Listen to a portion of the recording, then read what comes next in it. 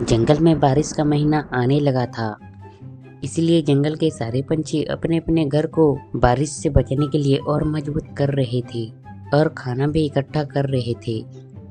उस जंगल में एक चिड़िया अपने दो बच्चों के साथ रहती थी और उनके एक बगल वाले पेड़ में तोता अपने परिवार के साथ रहता था। तोता बहुत अच्छा था और मुश्किल में जंगल की पंछियों की मदद करता था। टुनी और तोता मिलके पहले से अपने अपने घर को मजबूत बना चुके थे और खाना भी इकट्ठा कर चुके थे।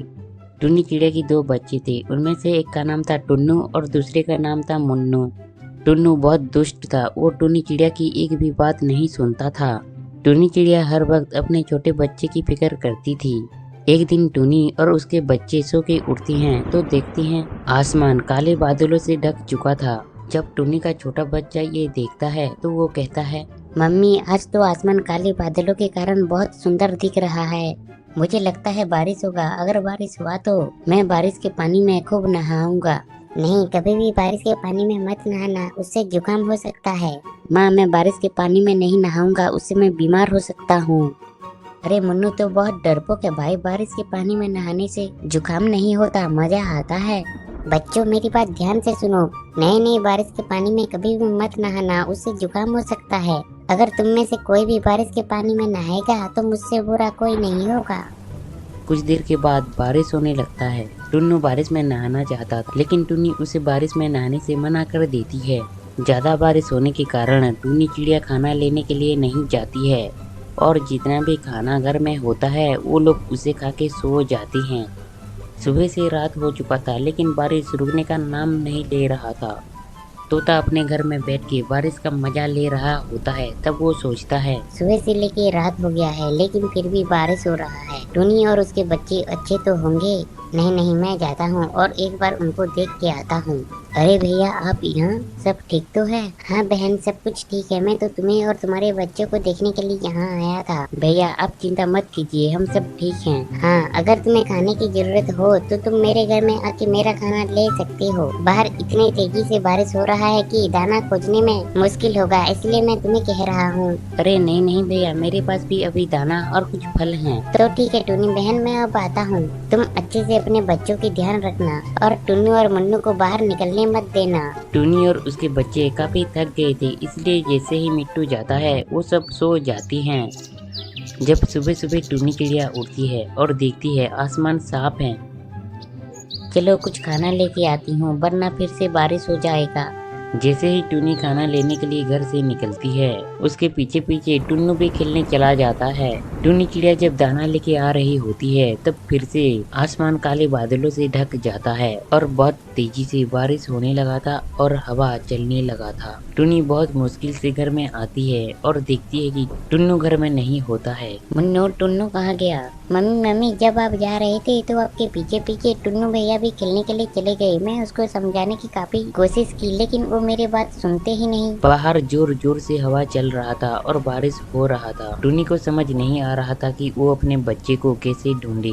बाहर इतनी तेजी से बारिश हो रहा है कि मैं टुनी को ढूंढ नहीं सकती, और इतना बड़ा जंगल में मैं उसे अकेले कैसे ढूंढूंगी? मुझे तोते भैया के पास जाना चाहिए, शायद वो मेरी मदद कर सकती हैं। टुनी चिड़िया तोते के पास जाके सारा बात बताती है। तुम चिंता मत करो टुनी, हम जैसे भी करके तुम्हारे बच्चे को आज ढूंढ के ही रहेंगे। और वो दोनों बारिश में भीगते हुए टुनी के बच्चे को ढूंढने के लिए जाते हैं। बहुत ढूंढने के बाद भी उन्हें टुनी का बच्चा नहीं मिलता। तब वो लोग एक पेड़ में बैठ जाते हैं। उसी पेड़ में एक पंछी अपना घर मरम्मत कर रहा होता है। टुनी बहन उसे पूछते हैं, उस पंछी को शायद पता होगा तुम्हारी बच्ची कहाँ है। वो दोनों उसके पास चले जाते हैं। भैया, क्या आपने इस तरफ एक बच्ची को आते हुए देखा? मुझे तो याद नहीं हो रहा। हाँ, एक बच्चा इस तरफ उड़ते हुए जा रहा था। वो लोग उस तरफ जाने लगे और कुछ देर के बाद वो देखती हैं कि टुन्नू जमीन में गिरा हुआ है। टुनी और तोता उसे अपने घर में ले आती हैं और टुनी डॉक्टर जी को लेने के लिए जाती है। टुनी बहन, घबराने की कोई बात नहीं, आपके बच्चे को थोड़ा सा जुकाम हुआ है, मैं दवाई लिख देती हूँ। अब दवाई ला के इसे देते रहना, आपका बच्चा जल्दी से ठीक हो जाएगा। मम्मी, मुझे काफी ठंड लग रहा है। मैं तुझे मना किया था बेटा, लेकिन तू तो मेरी बात मानता ही नहीं है। मम्मी, मैं जब घर की तरफ आ रहा था तो बहुत तेजी से हवा चलने लगा। जिसके कारण मैं जमीन में गिर गया और बेहोश हो गया। टुन्नी अपने बच्चे के लिए दवाई खरीद के लाता है और टाइम पर टाइम उसे देता है। कुछ दिनों के बाद टुन्नू चिड़िया अच्छा हो जाता है और उस दिन से टुन्नू और मुन्नू अपने मम्मी की बात कभी भी नहीं टालते हैं और हमेशा अपने मम्मी की बात मानते हैं। रात का समय होता है, जंगल में सारे पंछी सो रहे होते हैं। इतना ठंडा होता है कि जंगल में चारों तरफ कोहरा ही कोहरा होता है। उस जंगल की एक छोटे से पेड़ में एक टुन्नी चिड़िया रहती थी। टुन्नी चिड़िया एक छोटे टूटे फूटे घोंसले में रहती थी। उसके 2 बच्चे थे। भगवान, मैंने तेरा क्या बिगड़ा है जिससे तू मुझे इतनी तकलीफ दे रहा है। उसके बच्चे घोंसले में खेल रहे होते हैं, तब घोंसला बनाया हुआ एक टहनी उसके बच्चे के ऊपर गिरता है और देखते ही देखते उसके सिर से खून निकलने लगता है। हे भगवान, ये मेरे बच्चे को क्या हुआ? मैं जल्दी से इसे अस्पताल लेके जाती हूँ। टुन्नी चिड़िया अपने बच्चे को अस्पताल लेके जाती है, लेकिन उसके पास इतना पैसा नहीं होता है कि वो अपने बच्चे की इलाज उस अस्पताल में कर पाए। टुन्नी चिड़िया का घर भी तबाह हो चुका था, इसीलिए वो फैसला करती है कि वो एक बड़े खोखले पेड़ के अंदर रहेंगे।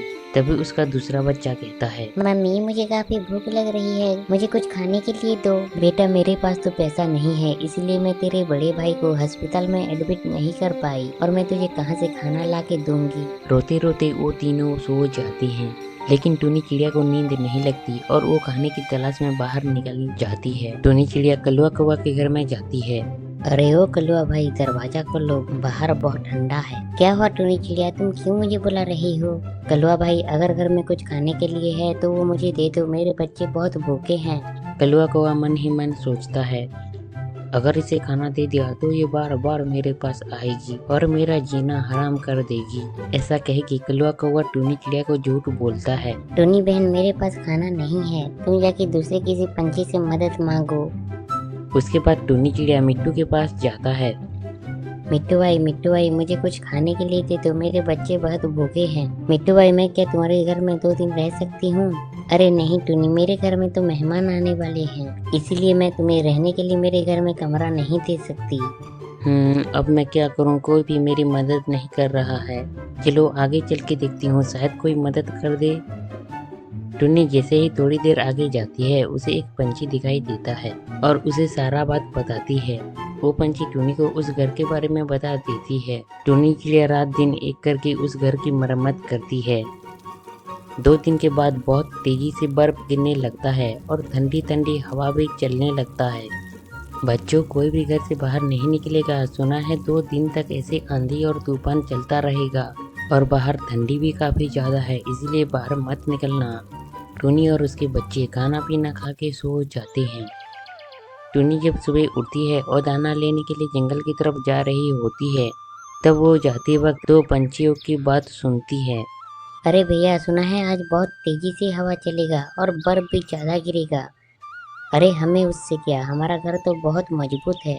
फिक्र तो उनको करना चाहिए जिसके घर बहुत कमजोर हैं। टुन्नी चिड़िया उन दोनों पंछी की बात सुन लेती है और जल्दी से घर जाके अपने घर को और भी ज्यादा मजबूत बनाती है। कलुआ कौवा को भी ये बात पता था कि आज ज्यादा बर्फ की बारिश होगी, लेकिन कलुआ कौवा ये बात जानते हुए भी सोता रहता है और कहता है, चाहे जितनी बर्फ की बारिश हो जाए, मेरे घर को कुछ नहीं होगा, क्योंकि इस जंगल की सबसे मजबूत घर तो मेरा है।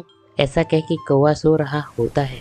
तब तेजी से बर्फ की बारिश होने लगता है और एक बहुत बड़ा बर्फ का बवंडर भी आने लगता है। कौवा का घोंसला पेड़ के ऊपर से नीचे गिर जाता है और मिट्टू के घर को बवंडर अपने साथ उड़ा ले जाता है। अरे मैं लुट गया रे, बर्बाद हो गया, मेरा घर तो बवंडर के साथ उड़ गया। अब मैं कहाँ पे रहूंगा? इतनी ठंडी में मैं कहाँ जाऊंगा और कौन मुझे सोने के लिए जगह देगा? तब दोनों कलुआ कौवा और मिट्टू मिलके टुन्नी चिड़िया के पास जाती हैं। टुन्नी बहन, दरवाजा खोलो, वरना हम बर्फ में जम के मर जाएंगे। हमने उस दिन तुम्हारा मदद जानबूझ के नहीं किया था, लेकिन आज के बाद ऐसा कुछ भी नहीं होगा। हमें माफ कर दो और दरवाजा खोलो। टुन्नी जानबूझ के सोने का नाटक करती है और कलुआ कौवा और मिट्टू ज्यादा देर बाहर खड़े रहने से उन दोनों की मौत हो जाता है। उस दिन से टुन्नी चिड़िया जंगल के सारे पंछियों के लिए मजबूत घर बनाती है और घर बना के काफी पैसा कमाती है और जंगल के अच्छे पंछियों के